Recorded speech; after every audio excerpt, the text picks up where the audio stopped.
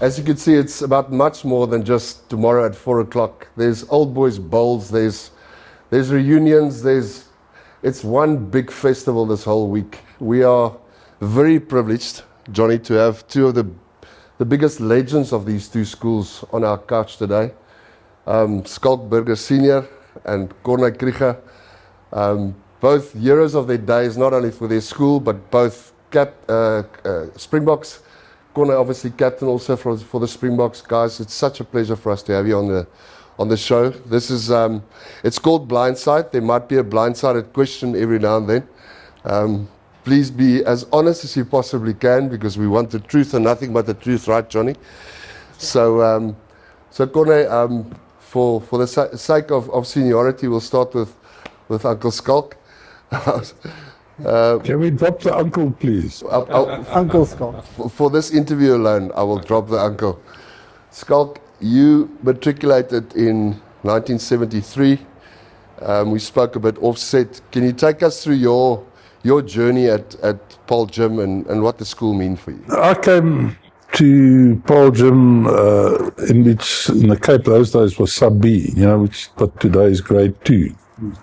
So I was basically for 11 years I was at Paarl Gym.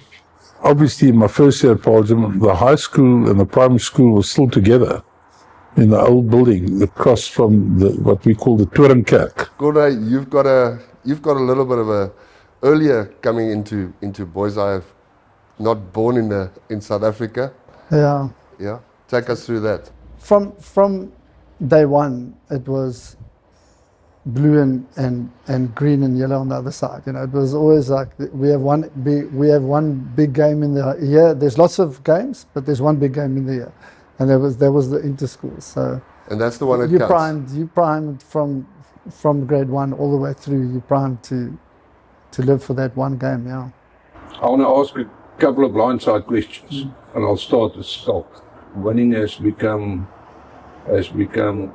so big in schoolboy rugby, and I'm not entirely sure if it's healthy for these children. And I want to hear your opinion first, Schalk, on the winning factor in schoolboy rugby.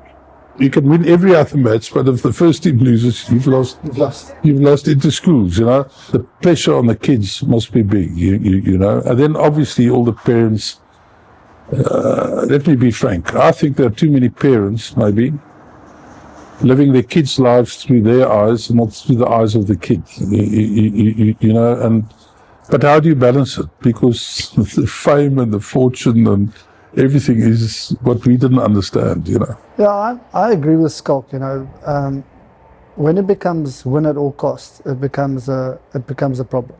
Our philosophy that we try and instill into the kids in Paarl Boys High is to say, yes, he's a first team player. How's his academics? But what kind of kid are we sending back into the world? You want to put a boy into the world that will be a great father, a great husband. There's much more than just winning in rugby. So that's the philosophy. But boy, the pressure's on to win. If you can say that's your philosophy, but if you lose 5-7 games in a year, you won't have a job next year. That's literally what it is. So there's a very fine line, and I think we're running on that line at the moment. And being a parent, it's gut-wrenching for me to see a first-team rugby player crying on the field because he lost. It's as if he's like lost it for the school, and it's still just a game. But I believe out of this, out of adversity, there is the opportunity to create greatness. You'll see the guys who can do it, and I think it's that balance. Yeah, I think a spirit of excellence is being bred by two things: parenting, and the culture in the school. Correct.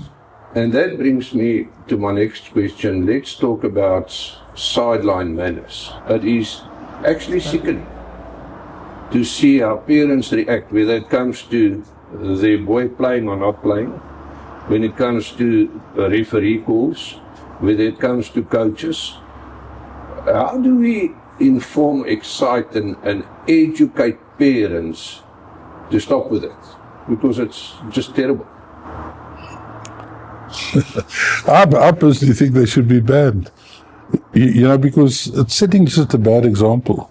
It must be terrible, and it's a wide-ranging statement for a kid to have a parent like that. You know, I think it must be absolutely terrible.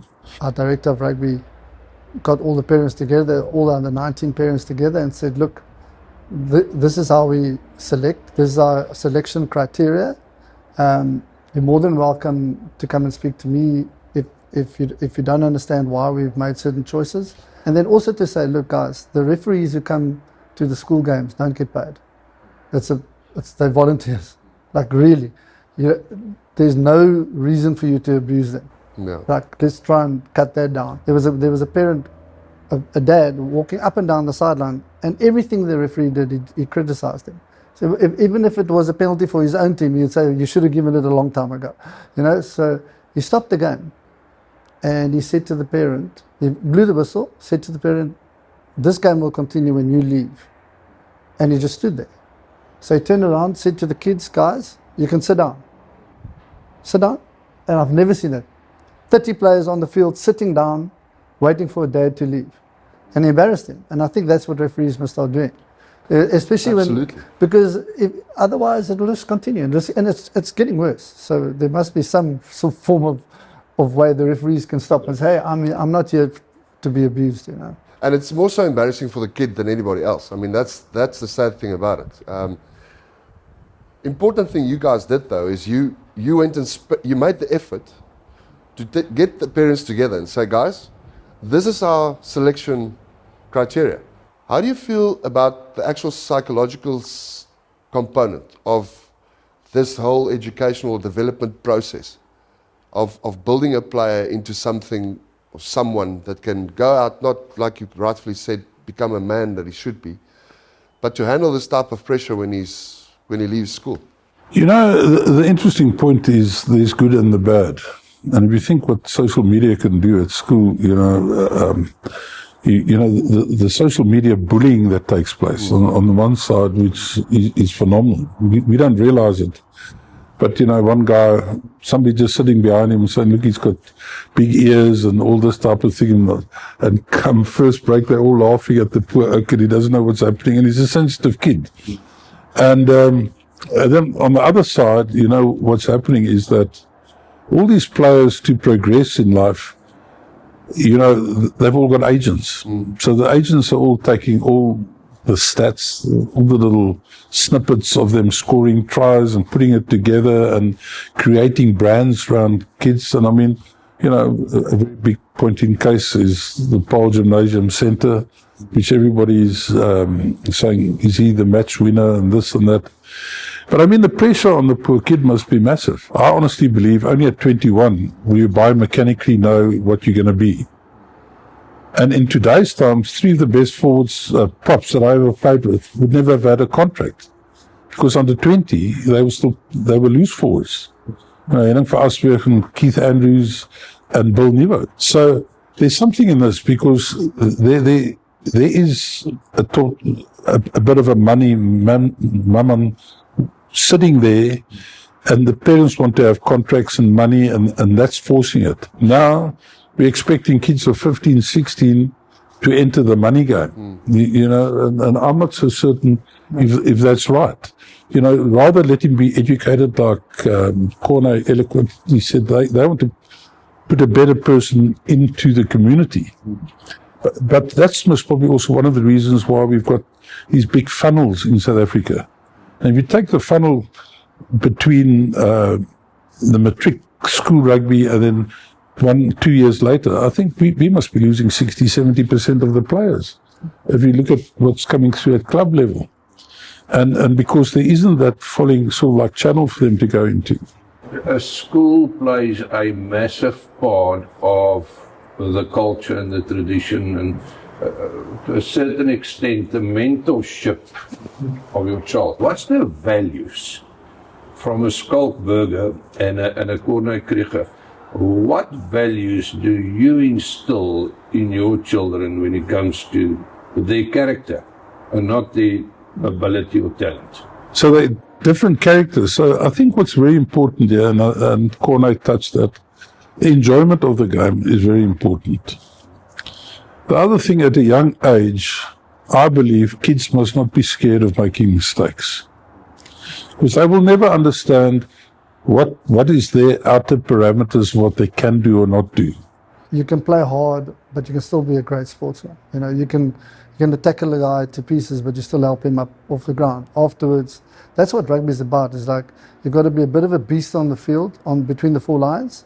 But once you walk off the field, that's where the friendship and the camaraderie and your togetherness comes in. But I've always said to my kids, hard work always trumps talent, unless talent works hard. So let's get closer to this weekend. Corne, you guys won in your matric year? Yeah. Schalk, you told us you had a record loss. A record loss, which was only broken. Well, 73, it took my son in 2002 to break the 13-point diff. And just remember, our days, the tries was still 3 points. So it was a serious loss. Historically, there's only a 5-point difference in at the end whistle. So this is as close to test rugby as you can possibly get. You talk about pressure. Don't want to ask you what the score is going to be, but surely there's you've got your own predictions on this. How do you think it's going to go? Schalk, you've answered all of them first. So you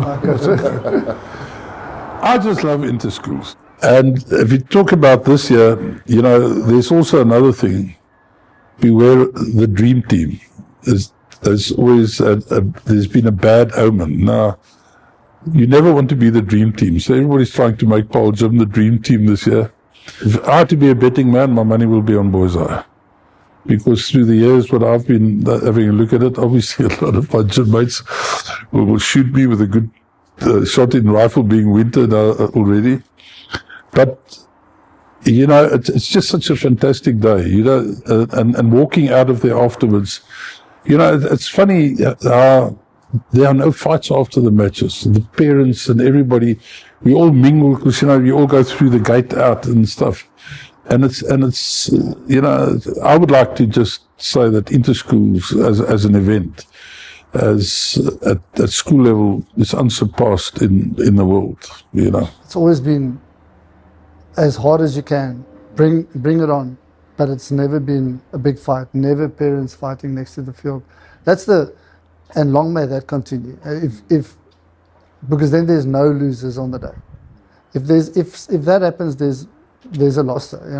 It's how strong can we go into the game, and how long can we keep our character and stick to the game plan. It's called the game.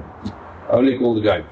Let's have fun and enjoy this derby. Thank you, gentlemen. Thanks very much. Thank you, guys. It's been an absolute honor to have both of you here. And like Johnny said, may the best team win, but it's not the best team. May rugby win on the weekend. Yeah. Thank you so much, guys.